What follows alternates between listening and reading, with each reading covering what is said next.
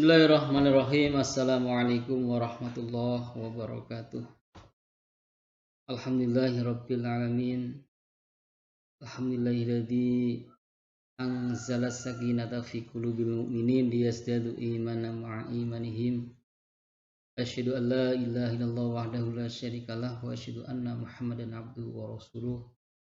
Allahumma fashalli wa sallim ala nabiyyina Muhammadin wa ala alihi wa ashabihi ajma'in. Amma ba'd. Ikhwan dan akhwat, teman-temanku rahimani wa rahimakumullah. Pada kesempatan kali ini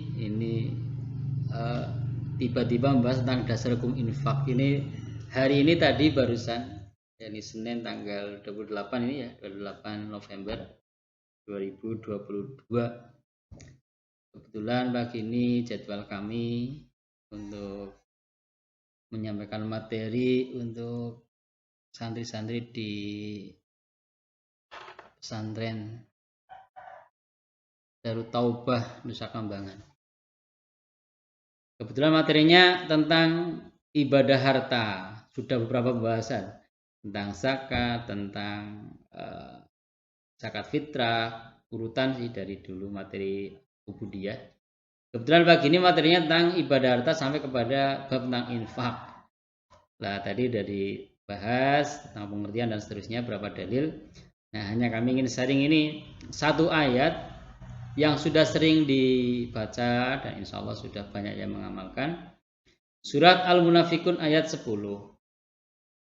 Allah Subhanahu wa taala berfirman, A'udzu billahi minasyaitonir rajim. Bismillahirrahmanirrahim.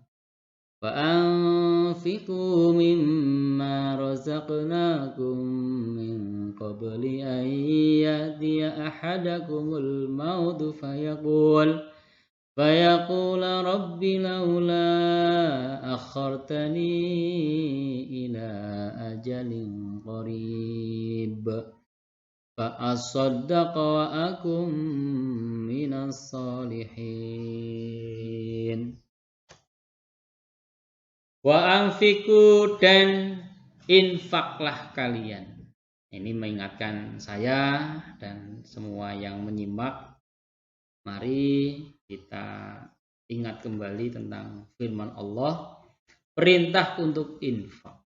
Jadi di antara syariat Islam ini mengingatkan tentang infak, yakni mengeluarkan sebagian harta yang kita miliki yang tidak tertentu jumlahnya.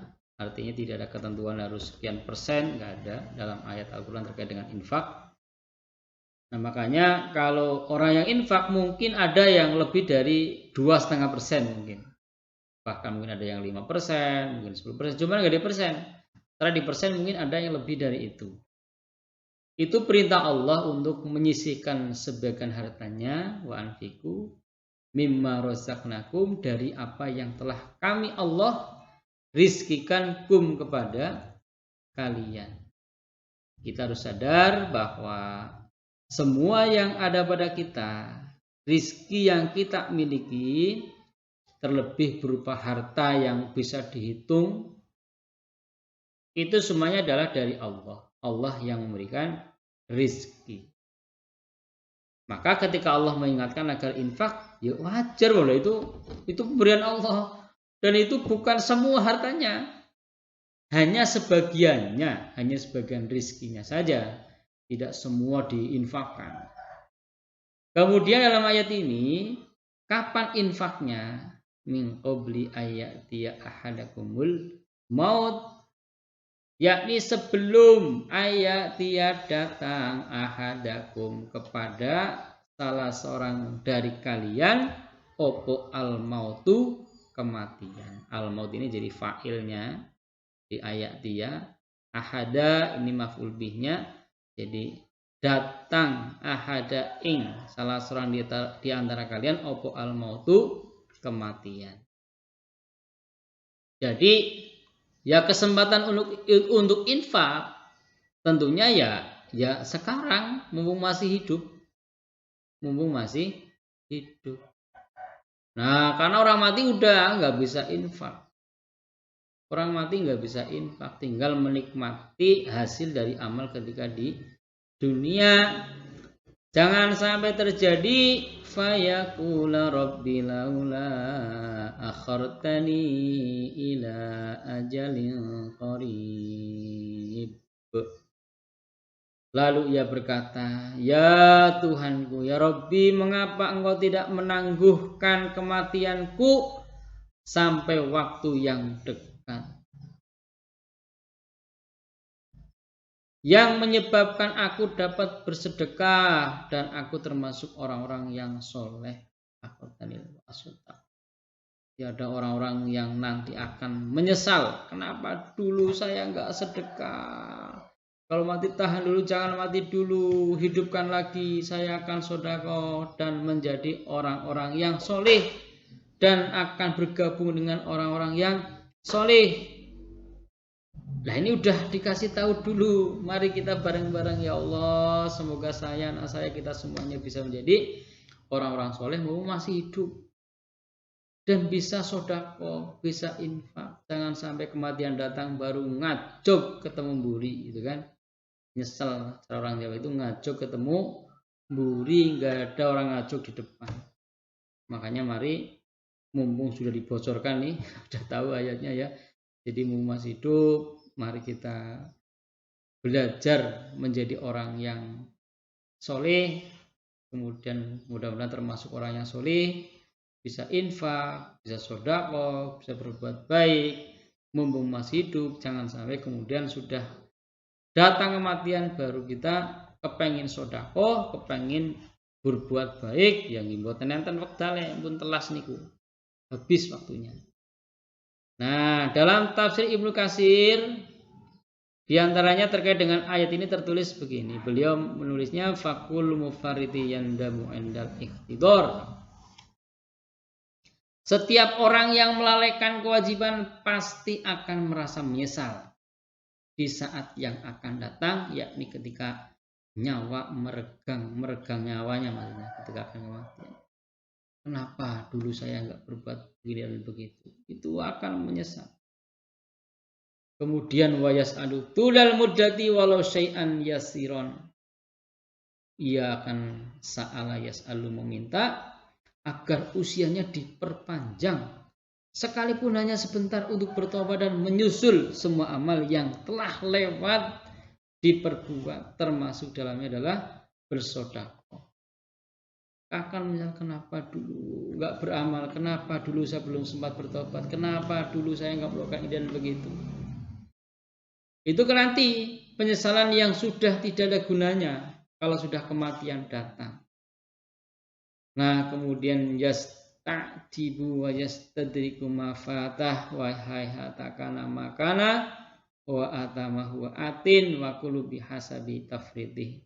Kalau dalam terjemahan Ibnu Katsir ini saya cuplikan dari terjemahan yang sudah jadi ya. Nah, terjemahannya begini.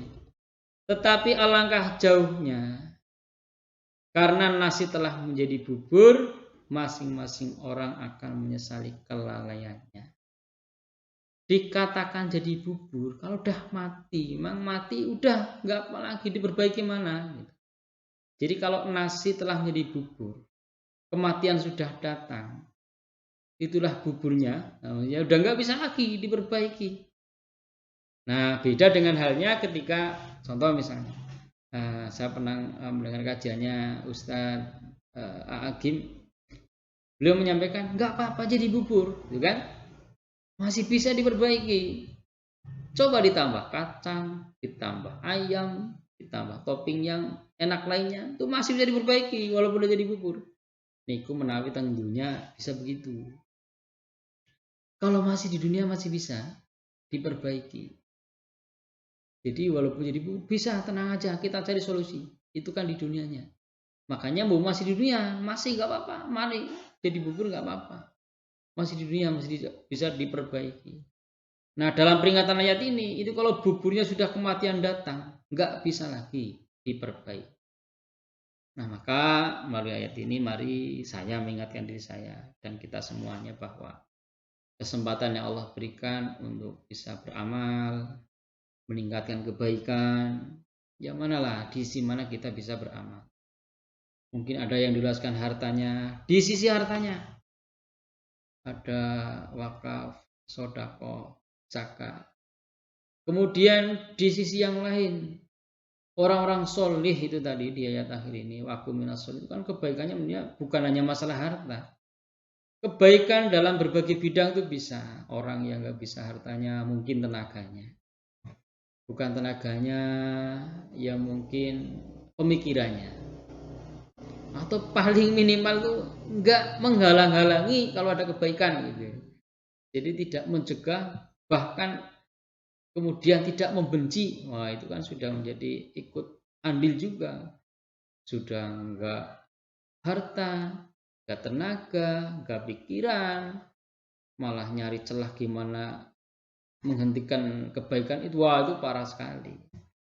Nah, maka mari dengan ayat ini ya saya bermaksud mengingatkan diri saya. Dan tadi ketika membahas ayat ini kok ya baguslah untuk peringatan kita semuanya. Semoga kita bisa mengamalkan, saya bisa mengamalkan, sedang belajar. Dan semoga membawa kebaikan untuk kita semuanya di dunia wal akhirah. Wallahu a'lam bishawab. Kurang lebihnya mohon maaf apabila ada kesalahan tutur kata yang kurang pas, mohon maaf. Kepada Allah astagfirullahaladzim. Akhirul kalam, wassalamualaikum warahmatullahi wabarakatuh.